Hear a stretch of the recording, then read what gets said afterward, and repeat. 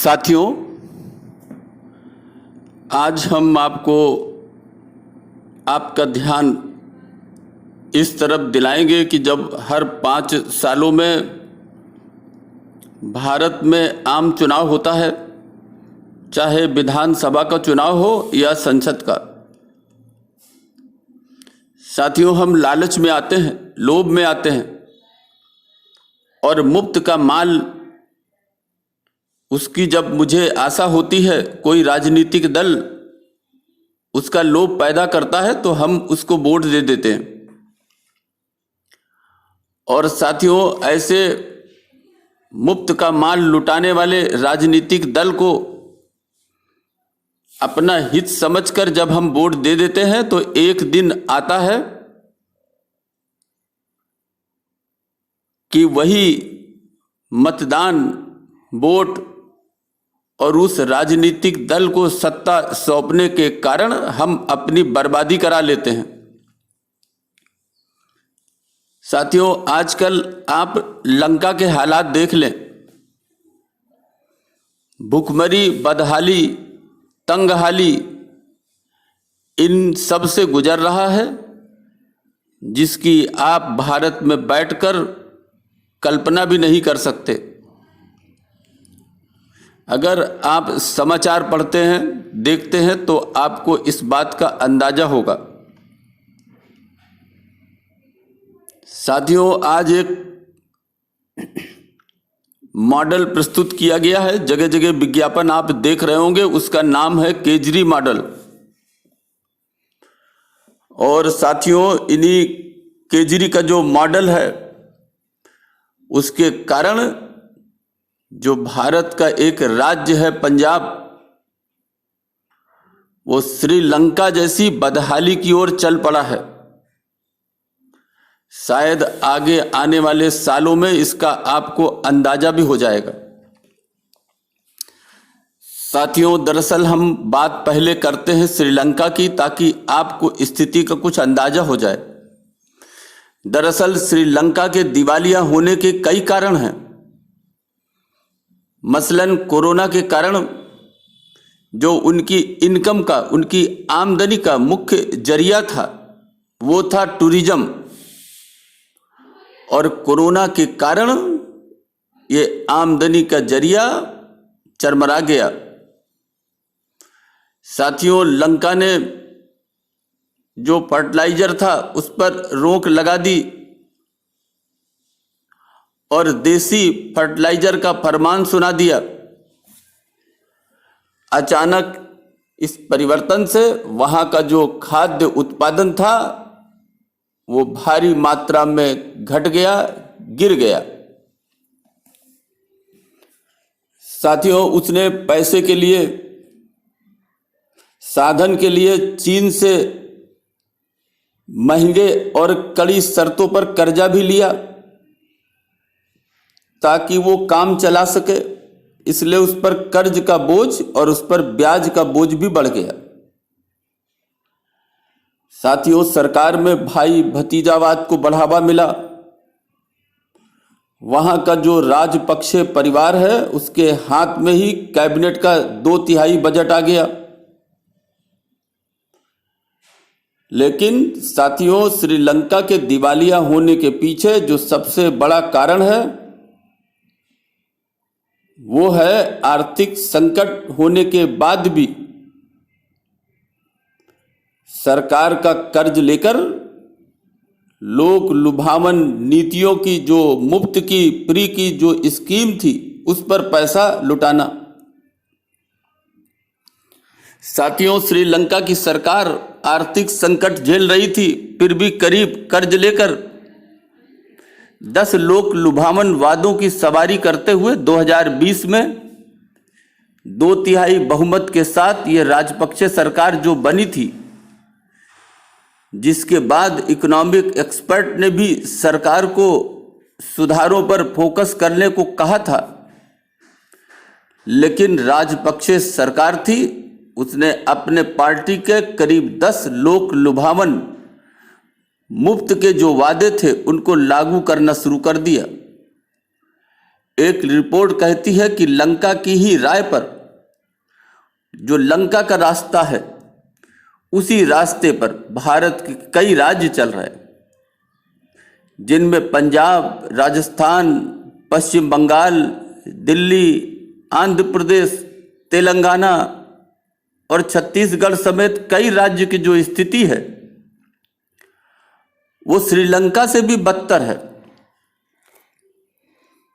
साथियों, यह राज्य कर्ज लेकर अपनी जनता को घी पिला रहे हैं,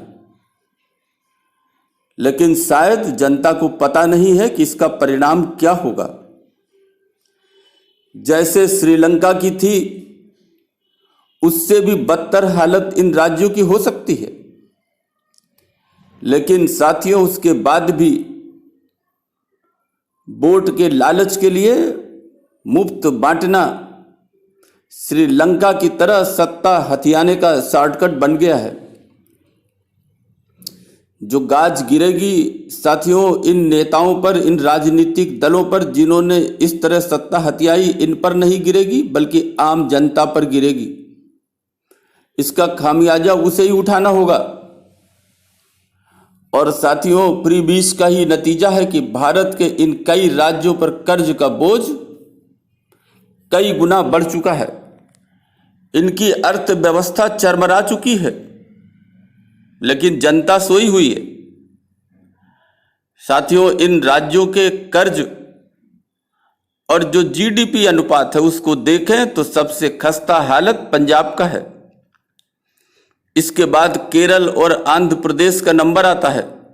पंजाब में तो अभी अभी आम आदमी की सरकार बनी है, जिसके मैनिफेस्टो में ऐसे ही मुफ्त के, फ्री बीस के लोक लुभावन वादे हैं, जबकि पंजाब की अर्थव्यवस्था बहुत ही खराब हालत में है।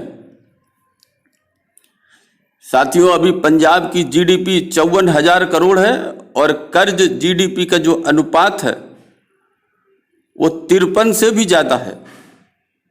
पंजाब के ऊपर इस वक्त करीब 3 लाख करोड़ का कर्ज है। इसलिए चीफ मिनिस्टर भगवंत मान जब पहली ही बार पीएम मोदी से मिले तो केंद्र सरकार से 1 लाख करोड़ की सरकारी मदद भी मांग ली। 2 साल के लिए 50,000 करोड़ रुपए प्रतिवर्ष की मांग कर डाली, ताकि कर्ज में डूबे हुए पंजाब राज्य को थोड़ा सपोर्ट मिल सके। साथियों, आपको मालूम हो कि पंजाब की 1 रुपए की कमाई में 53 पैसे कर्ज और उसके ब्याज पर निकल जाते हैं और सरकार के पास विकास के लिए सिर्फ 43 पैसे बचते हैं। और जो कर्ज है उसका समय के साथ ब्याज भी बढ़ता जाएगा। तो साथियों, गौर करने वाली बात यह है कि पंजाब और श्रीलंका में फर्क यह है कि पंजाब भारत सरकार से मदद मांग सकता है और भारत सरकार इनके लिए सुरक्षा कवच बन सकता है। लेकिन साथियों, अब कोरोना की मार की वजह से और जो राज्यों का बढ़ता कर्ज है उसकी वजह से जो भारत सरकार का सुरक्षा कवच है वो भी कमजोर होने लगा है। साथियों, अगर भारत की जीडीपी की बात करें तो करीब 100 बिलियन है, जो भारत का कर्ज 60 बिलियन से ज्यादा नहीं होना चाहिए। 60 बिलियन कर्ज में 40% का केंद्र सरकार का हिस्सा हो, यानी सेंटर का कर्ज जीडीपी अनुपात 40 बिलियन से ज्यादा नहीं होना चाहिए। और सभी राज्यों को मिलाकर जो कर्ज जीडीपी अनुपात है वो 20% से ज्यादा बिल्कुल भी नहीं होना चाहिए। लेकिन इस वक्त कोरोना महामारी के कारण भारत का कर्ज जीडीपी अनुपात 90% हो गया है, जो 2020 में 74% था। वित्त वर्ष 22 में सबसे उच्चतम कर्ज और जीडीपी अनुपात वाले राज्य पंजाब की 53% है, राजस्थान की 39% है, पश्चिम बंगाल की 38% है, केरल की 38% है और आंध्र प्रदेश की 37% से अधिक है, जबकि साथियों ये 20% से ज्यादा किसी भी हालत में नहीं होना चाहिए। इन सभी राज्यों को केंद्र से राजस्व घाटा अनुदान प्राप्त भी होता है। साथियों, अगर हम बात करें तो इस वक्त देश में महज 3 ही ऐसे राज्य हैं जिनका कर्ज जीडीपी अनुपात 20% के करीब या उससे नीचे है। साथियों, ऐसे में आपने विज्ञापन पर केजरी भाई को 2 उंगली उठाते हुए देखा होगा, और ये उंगलियां लंका के मॉडल की हैं। और साथियों, ये बिल्कुल तय है कि पंजाब का केजरी का लंका मॉडल या तो सफल होगा या तो पंजाब को बदहाली की ओर ले जाएगा, या फिर पूरे देश के लिए यही विकास का मॉडल केजरी मॉडल होगा, तब जब केजरी का लंका का मॉडल पंजाब में सफल होगा। साथियों, ऐसा दिखाई देता है कि भारत की जनता मुफ्त के माल में फंस जाती है, जैसे लंका की जनता लंका के राजनीतिक दल के मुफ्त के वादे पर फंस गई, सत्ता में बैठा दिया और मुफ्त का ऐसा माल चखा कि आज बदहाली की कगार पर पहुंच चुका है। शायद भारत में भी भारत की जनता को यही लंका मॉडल पसंद है, तभी ऐसे कमजोर राज्य पंजाब की बागडोर ऐसे राजनीतिक दल को दे दिया जो चुनाव में लंका का मॉडल अपनाकर प्रीबीस से मुफ्त के माल से वोट बटोरने का काम करती। साथियों, आपको सावधान होने की जरूरत है।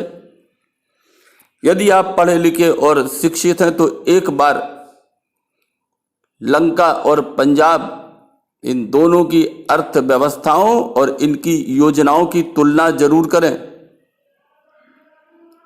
शायद आपको सत्य का एहसास होगा। अभी के लिए बस इतना ही। धन्यवाद।